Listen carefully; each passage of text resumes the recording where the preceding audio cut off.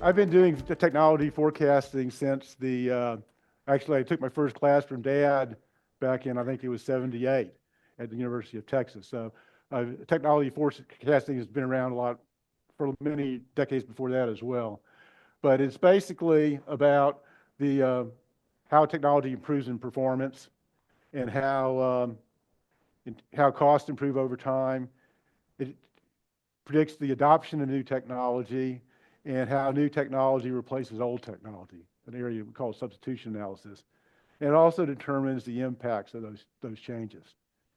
And if you think about it from a perspective of estimating lives, those are really good things, because you think about valuation and the elements that go into it.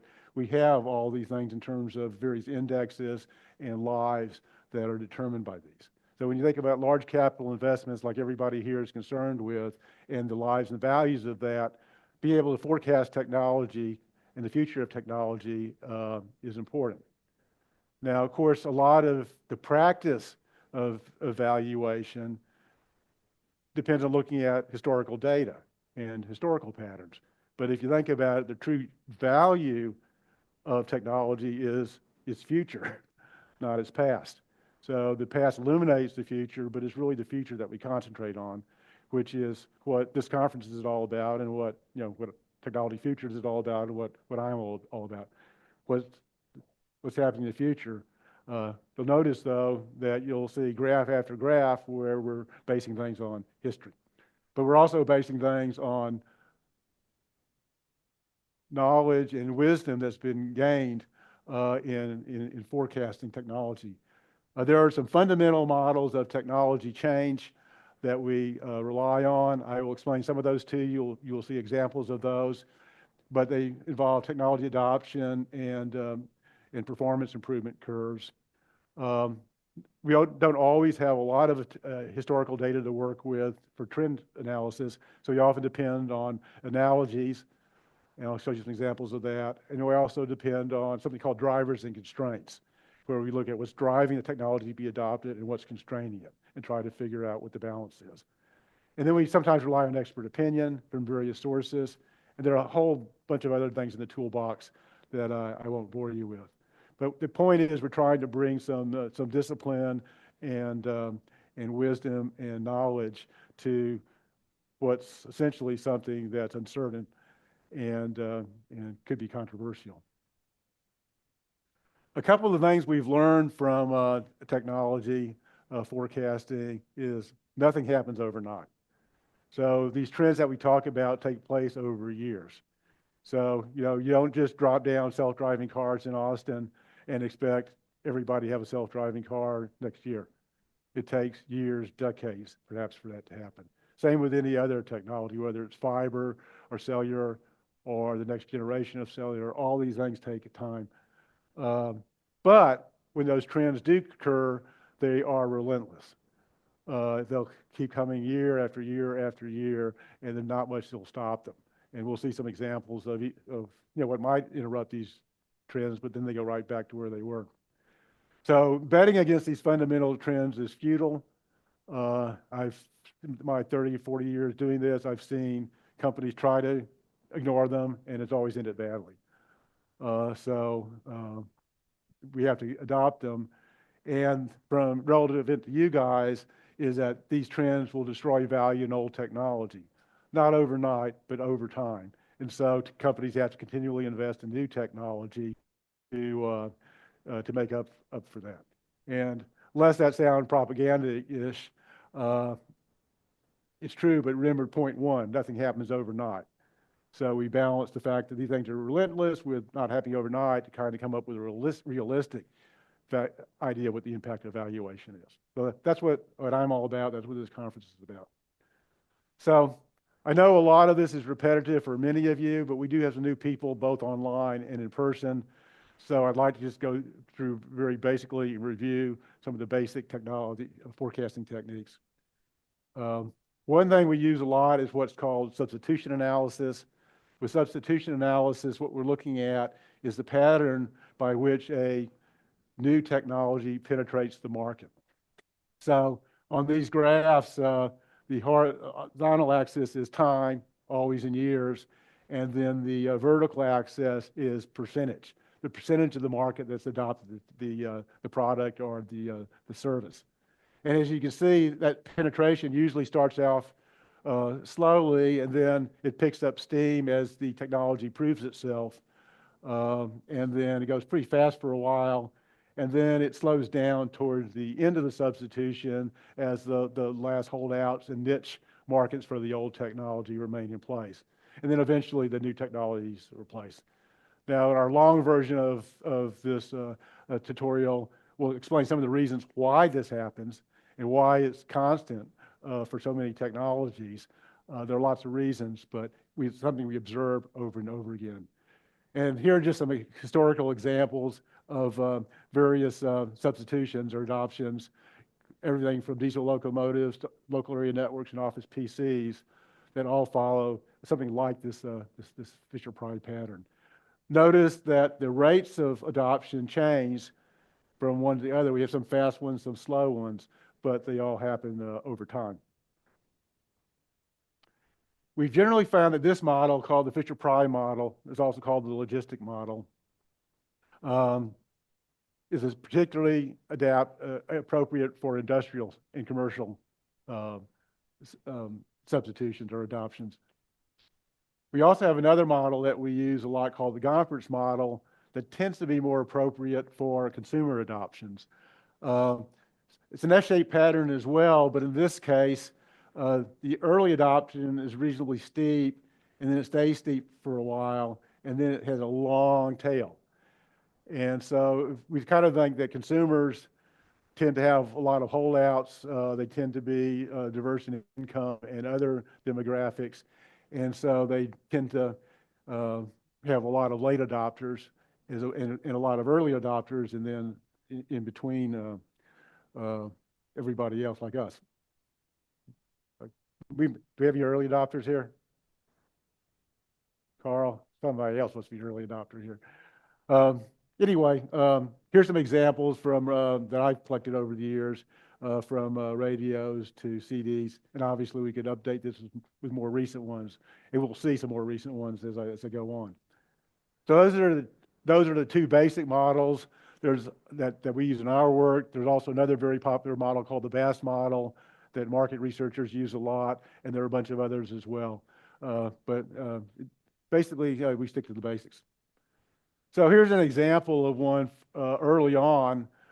This goes back to a forecast we did in 2000, 25 years ago now, in the very early days of broadband, to kind of illustrate how this works. The little blue line, little blue squares that are solid were the data that we had in the 2000 forecast. So all we had was those little gray squares, and we forecast the blue line, not just based on fitting the data, but also what we felt about the drivers and constraints at the time. And so the blue line is the forecast we made. The little hollow squares, blue squares, are basically the subsequent data that came in. So not an exact fit, of course, but when you're working with a little bit of data and an uncertain technology, because broadband was brand new back then, not a bad forecast. That's what we're aiming for, is to be able to predict well in advance about what the basic course of the substitution will be. Because that broadband trend had all sorts of implications for investment.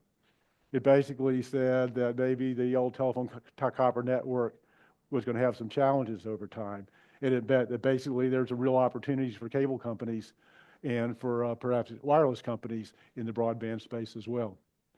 Now, another interesting thing here is that we actually had what's called a link substitution because at that time, only about 40% of households were online.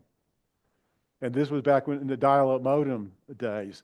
So about 40% of the households were online, but the other 60% weren't. And that was going to have some huge impacts for broadband. Would broadband make people go online, or would people stop going online and then install the broadband adoption? So something else we had to worry about. Now, again, look at the red lines, the forecast, the hollow squares are what actually happened. So in both cases, it worked out. So this is an early example of kind of our craft using these curves. This one's even earlier. This one goes back to 1995, before there was high definition TV. I don't know, is anybody here young enough, old enough besides me to remember analog TV? Yeah, a few of you are. But HDTV was a huge improvement from the old TVs, but there were arguments about it, and we had to do drivers and constraints to prove it. There were all sorts of reasons why HDTV wouldn't be successful, and we had to analyze and make the case for successful. Not only would it be successful, it would be adopted like color TV was once it took off. So here we made this, the dark line forecast 5 years before introduction of HDTV, and then the hollow squares are what actually happened. So again, a case of being able to use these techniques to forecast pretty far into the future about something that's uncertain. And again, it sounds like it's highly quantitative and using models, but there's a whole other part of it with the drivers and the constraints where you're trying to understand whether this is going to happen at all and how fast it might happen. If you want to learn more about these curves, there's an article or tutorial I did for a Foresight magazine year before last, that you can, if you go to tfi.ctfg.com and go into the resources section, you'll find a link to this, as well as some other resources, including applications of AI for forecasting. Real quick, what does this have to do with valuation? I wanted to give a simplified, super fast tutorial on how we apply these kind of curves in a basic formulation. So the figure number 1 shows the S-shaped curve for the new technology that I've shown you. If you subtract that from 100%, you'll get a pattern for what the old technology it looks like. So the percentage of the old technology that's still there. And then generally, we're trying to value assets at a particular year. So suppose that but by the way, red curve is not only a pattern of technology, it's also what we call a survivor curve. In other words, percentage of the old technology that's surviving for the assets that were in place at the beginning of the substitution. But normally we'll be evaluating at some other time. So for example, here in 2023, we're evaluating the assets as of that date. And so we had to sort of truncate the curve, take the stub, if you will, and turn that into where it starts out at 100% just by a simple scaling. Just divide by the percentage at the as of date. And this gives you a survivor curve for the old technology. And in this case, the survivor curve is only measuring technology-driven substitution. If we have mortality as well, in other words, equipment going away because it's being retired because it breaks or it wears out or what have you, we'll add that into this curve and have a joint curve. Sometimes we'll even put in revenue impacts as well. But we come up with a survivor curve like this. And then if we take the year-end survivors, basically take that curve and plot it on a table, take the sum, do a half-year correction, we'll come up with a remaining life for all the assets still in place as of the study date. And then from that, if we take percent good as remaining life divided with the age of remaining life, we can come up with a percent good table for every vintage of equipment. We figure its age easily enough, and we know the percent good from this equation. That gives us a life curve, a life table. So some steps to go through, but pretty straightforward connection. Okay, so that gives me to the current TFI forecasts. And I'll just start with some the broadband performance trends. This chart is one I've been updating since the 80s. When I very meticulously plotted the speeds as they came out for analog modems and forecast those. at about 56 kb, that performance trend ran out for structural reasons. Basically, the telephone switches couldn't pass anything faster than 64 kilobits a second. So that was going to stall. And people questioned whether we needed to get on to go to broadband. Well, that question got answered, and we started a new trend with various generations of broadband, starting with the first generation, which was about a megabit per second, and going to where we are now, which is about a gigabit per second. Carrie? Yes.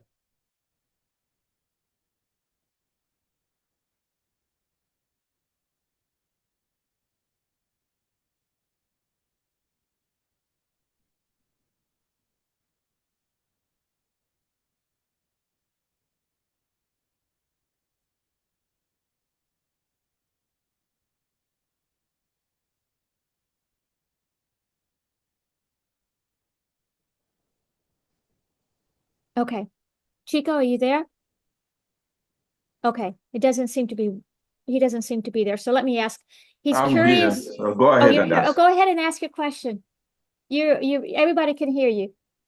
Yes. So I was just curious how the Gumpeter's model captures the recent surge or reabsorption in CDs and vinyl records, which we thought were done. But as of last year, what we are reading is that the sales actually surpassed some of the digital streaming and all that.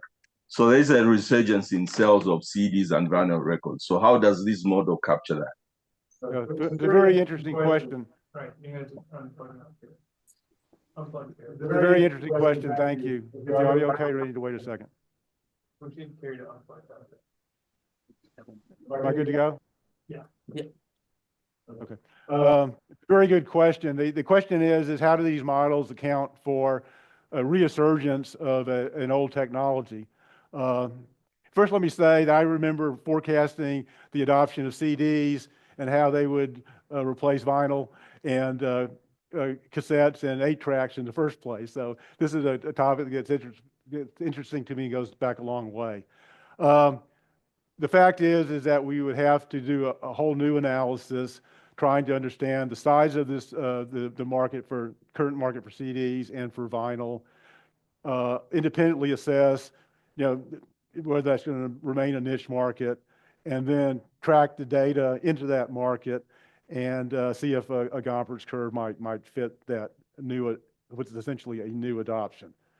From a practical purpose, unless you're in the vinyl business, it's probably not going to be a big percentage. The key substitution probably for most of us is really all the electronic types of music, replacing everything from CDs to whatever vinyl is still left, and then replacements within the electronic media. So it's that's about all I can say about it. It would be a new analysis, gathering new data and seeing where it goes. Thanks for that great question. So anyway, we've been following this pattern, and it looks like we come up with a new generation every 4 or 5 years. And one thing before I leave this is each of these often require major technology upgrades. And so that's why we kind of break them into generations, is because it took a lot just to go from 1.5 megabits to 6 megabits per second back in the day. And to get to 100 megabits per second, it was almost impossible for some of the technologies. Now looking at some trends, this is the average broadband speed. It's increasing about 36%, which is consistent with the 33% that we have in our big picture. And then the upstream growth is another key part, and that's been going at 22%. And if you notice from a trend perspective, that gets to be about 100 megabits per second by 2030. So from the people that are providing broadband service, the upstream is becoming more and more important. It doesn't look like a lot compared to downstream, but it is growing and it's hitting some limits for some of the technologies. That's using open vault data. This is from some FCC data that usually goes a little bit earlier. It has the downstream going up a little bit slower, but the upstream going up faster. There's different samples, different data sets, so you'll expect some differences. But this would have upstream hitting 1,000 megabits per second by 2030. So a difference in the growth rate matters a lot. And I just came across this, so I don't have any explanation at this point. But one thing I'll be doing this year is trying to drill into this to find out what the real story is with upstream. Now, one question is, how long will these trends continue? Basically, this is the key principle in technology forecasting. As long as the performance improves, it'll continue to improve as long as A, is technically possible, and B, is useful. And for broadband, it is definitely technically possible to follow these trends for at least another 20 years, probably longer. The capacity of fiber, for example, is pretty much infinite. Not infinite, but it's really, really big. So technical feasibility is not a question. And then the question is whether it's useful. And this has been a question before us for the last 20 years or so in forecasting broadband. Is it useful? So far, that part doesn't seem to be running out either. We do have applications that would use those kinds of broadband speeds. Have they been proven to be market winners yet at any large scale? Not yet, but we have quite a few options for that happening. So for the time being, we're just going to assume that they will continue. If the technology approach changes, those rates of change might change, but I don't see any big changes there as well. Then 10 gigabits per second, I'm pretty sure we'll get to there. Beyond that, it's more of a question, but I'm thinking it probably will continue. Now, those of you that have followed our forecast for a while will recognize these next forecasts. These are the broadband tier forecasts. Just starting with overall broadband, it's formed roughly a Gompertz curve over the years. We're at the last stages now for the last 10%. That'll tend to be penetrated quite slowly. Some people just don't want broadband. Some people are in jail. You know, it's just probably will never reach 100%, but we're getting there. But then the interesting thing is breaking these into the broadband generations. And these have been a series of S-shaped curves, basically Gompertz curves, that show the adoption of each major generation that we've talked about already. Again, what we're looking at is each line represents a particular speed replacing all the slower speeds. So it's that particular speed and the speeds that are faster than it. So for this, the pink one here is at least 100 megabits per second. So 100 megabits per second and above, replacing everything below 100 megabits per second. So this gives us the subscribers for each of these. And these have generally formed very nice curves. Historically, we have used FCC data, and the FCC data are the squares. The FCC doesn't report this 300 megabits per second. They've arranged from 100 to a gigabit, which is not that useful to me. So we are relying on Open Vault OBVI data to sort of fill in and estimate, kind of gauging everything for the 300 megabits per generation. So this is our current forecast. Now, usually I'm just look at the data, add a data point. The last few years, this has been a lot harder for this because of some data-specific questions. The FCC got way behind in reporting their broadband. So a few years ago, I switched away from the FCC and went to something much more up to date, the Open Vault data. And if you look at the 2024 forecast, what I showed you last year, you can see that the circles there are the Open Vault data that I used. And you can see that for the 1 gigabit per second and above, the red line, we have some high data points that showing that substitution sped up a lot. And I was a little bit suspicious about that, but I didn't have any FCC data to check it against, and the earlier FCC and OBI data had matched up. We're consistent with each other. So I couldn't really know whether this was a real trend or something specific to the OBBI. There are some reasons to think that the open vault data is a smaller sample of probably the faster users and maybe excluded some of those things. So anyway, I delved into this. Well, all of a sudden, in October, the FCC dumped a whole bunch of data for about two years worth, and I update the FCC part. So this year, I've gone with the FCC, which shows a lower penetration for the 1 gig. And so we're now going to, for this year at least, unless something changes, we're going to go with using the FCC data, and hopefully they'll stay up and I can keep using it. It doesn't really affect many conclusions per se, but it does make it look like that the 1 gig is going to go slower than it did in the past. So that's an update. Stay tuned for more information. Now, you're probably even more familiar with this graph. This takes that same data and those same forecasts and turns it into the life cycles for each particular generation. So what this is saying is that in 2024, the 100 megabits per second generation is on the decline, although we still have lots of people using that rate, whereas the 300 megabit per second still hasn't peaked, but it's getting there. This is all year end. And then the 1 gigabit per second is well on its way to dominating. These are all download speeds. I've not ever done this for upload, although we might be getting enough data where I can do it for upload as well. But I don't think I have the graph showing this. Yeah, I do. This shows the trend line for those averaging those bell-shaped curves, and it's consistent with both the average speed from the earlier charts I showed, as well as the growth rate. So that's the new life cycle curve with the new data and the new forecast.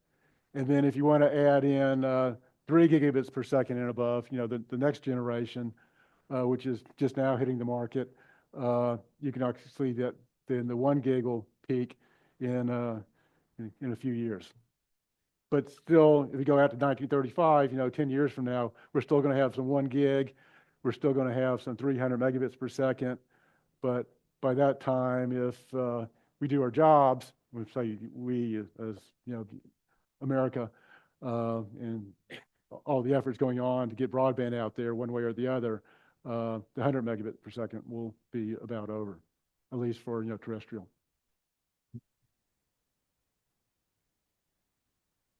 Now, how do we use this in terms of substitution Kelby, curves, do you have a that we question? can translate into Yes. I'd like to know this, if these Yes. data sets are mainly US data sets.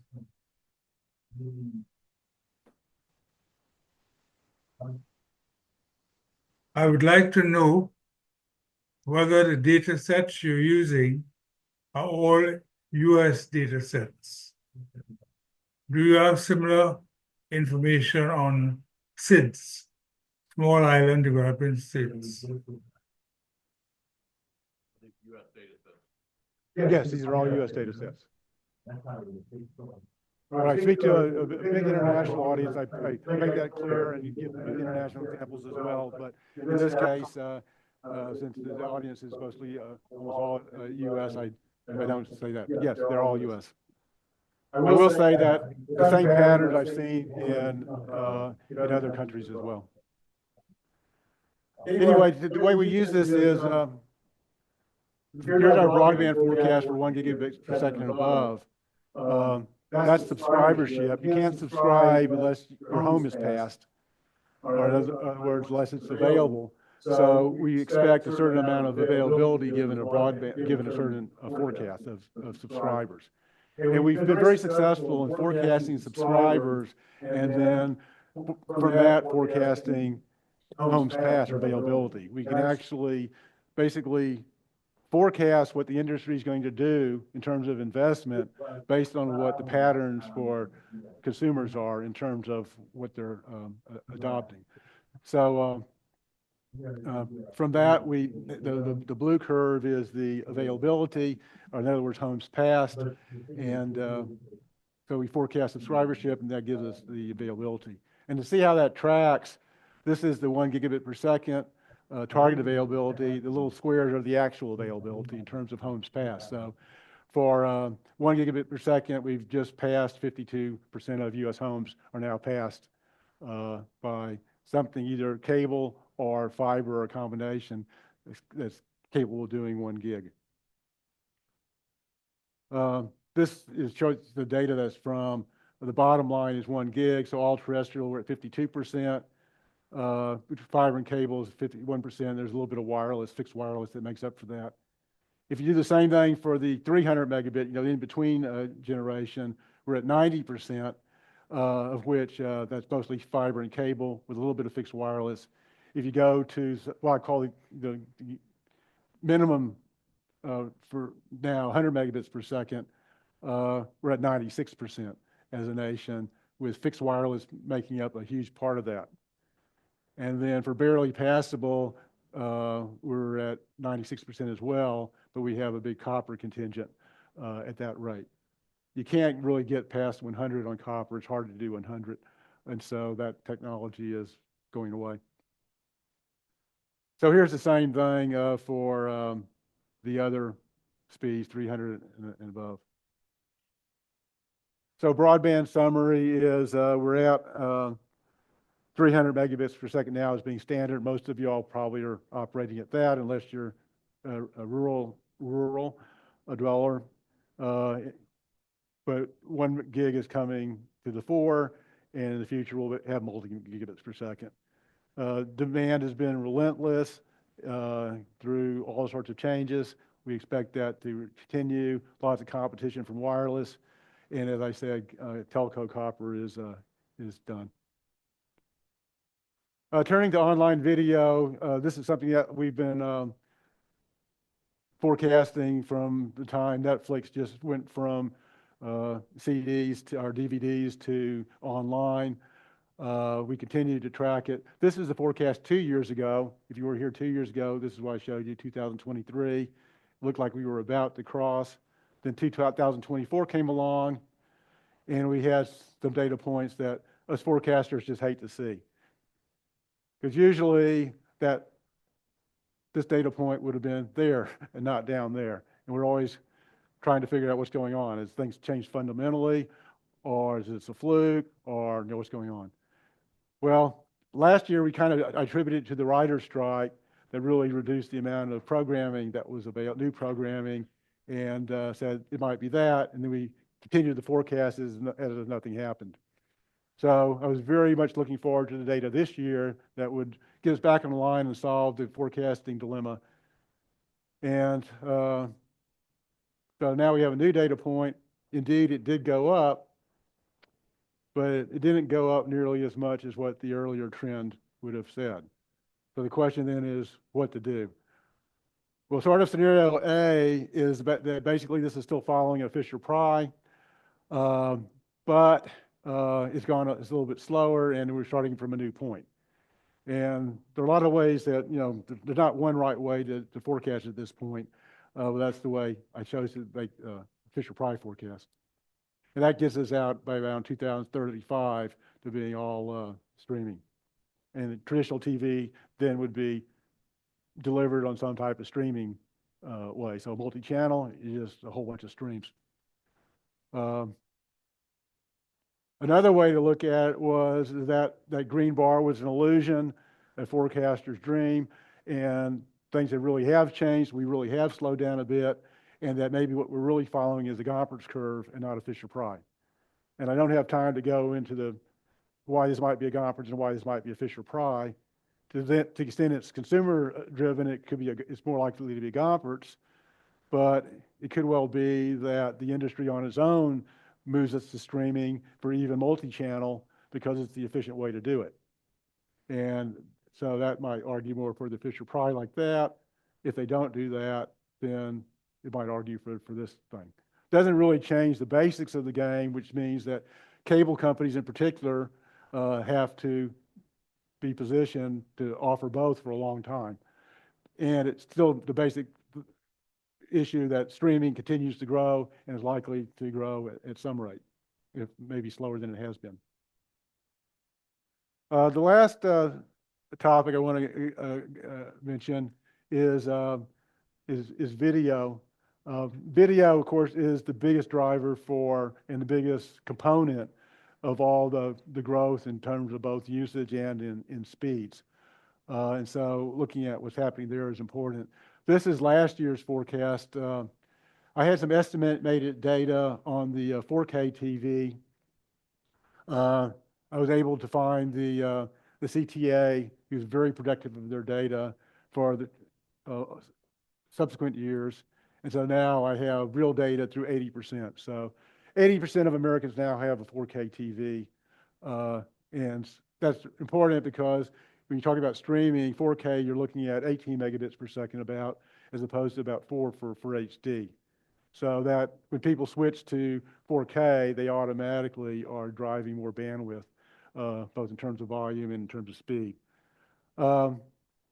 There are a lot of things that go into video and why I want to choose a new TV. But one of the new technologies that are available, not new because it's been around for a while, is 8K. 8K basically is twice the horizontal and twice the vertical resolution. So it's 4 times the amount of pixels on the screen. You notice it really on really big screen TVs and when text is involved, those types of things.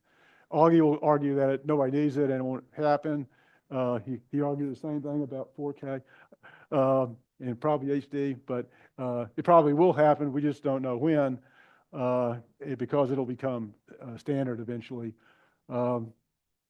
I don't have time to do a driver's constraints today about it. I think it's like a lot of these things right now, the constraints are outweighing the drivers. We ask ourselves, will that balance change? I think it will as more programming becomes available, and we'll get on it. That said, I'm not sure about that. And I'm not sure about, because we're still at the very early stages of that. Is this the next 2025 the takeoff year? Or is it 2026 or 2027? I don't know.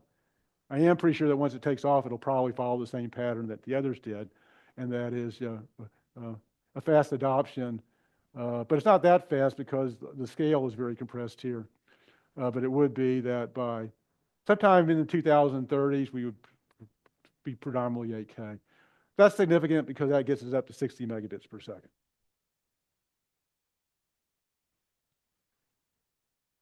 So the basic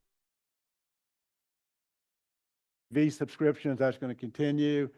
So cable companies have to do both there. We're getting wireless competition. I didn't dwell on that a lot, but particularly in rural areas where the broadband is weak, the landline broadband is weak. It's a niche for wireless, especially the 5G that's coming in. The telcos have very much stepped up their game. If you look at AT&T, for example's investment in fiber recently, they have recognized that the copper is obsolete, and they're very quickly becoming more competitive in more areas with the cable companies. I didn't talk about this a lot either, but the cable companies still have a big investment in hybrid fiber coax. I think the long-term trend is toward fiber, but the hybrid fiber coax will be around, I believe, for still a while. We try to forecast how long. But I will mention that they're less energy efficient and operations cost-wise. And then one thing we keep saying here in broadband is that the companies keep putting in investment, but they don't necessarily increase their revenue that much to go with that investment. So they're investing money just to keep making the same amount of money, which is the nature of the game, but a reality to keep in mind. Wireless forecasts, these are been pretty much adding another data point. Thank you for Ray for doing these. Total broadband continues to go up, but that's largely the growth is driven by machine-to-machine wireless connections. and we expect that to continue. This just points out that the machine-to-machine with a cellular connection is only a small part of the overall wireless world. And this breaks it out into the various generations so that we're well into the 5G generation. And we expect that to be all 5G by 2030 or so. We're not quite ready to put in the 6G yet, but that will be a line that way by probably next year. So for generally, we're finding mobile data traffic is growing faster than anything than connections. MDM is growing fastest, and we're seeing great cost performance improvements in technology. So never in the appetite for more bandwidth. You're seriously competing with wireline in some cases, and continue to see. Okay, I'm running out of time, so I'll go really quickly. Go on. Overall, is bandwidth continues to increase. We have to keep providing, the technology to make that happen. And it's all happening in a highly competitive environment and still very important industry. I've been very proud to work in communications now since 1980. It's been a really great industry to be in, and it continues to be. I'm not sure how many industries you can say that. So you all should be proud for being in this industry and what's been accomplished. It's been really remarkable. Anyway, I've got just a couple minutes for Q&A or comments. Larry, I wanted to follow up on an earlier question about resurgence in technology. Vinyl is the example. I can't think of any technology that has ever made a mainstay from a comeback, right? Only niche markets, right? Vinyl to me is the niche market. It's, a couple percent. Have you ever seen a technology that has been reverted and become mainstream for a second time? That's an excellent question. And by the way, I'm a lover of vinyl myself. I mean, that's what I listened to. I was surprised that happened to me. But it is indeed a niche. But as far as mainstream technologies of the type that a wireless or a cable company or a traditional telephone company, I cannot think of any. If anybody can think of one, let me know. Excellent question. Usually technology goes in one direction because it's adopted because the new technology is superior. So things would have to change to make the old technology is superior. Yes? One example of the resurgence involved reinvention. Radio was the top mass medium in the 1930s and 1940s. Television completely killed what radio was, and then radio reinvented itself in the 1960s and 1970s. So it had, in terms of, as a technology, even more adoption, even more use, but a very different set of uses. So I'll throw analog radio in. Okay, thank you. Alice Davies says ham radio, perhaps. Ham radio? Something tells me he's a ham radio operator.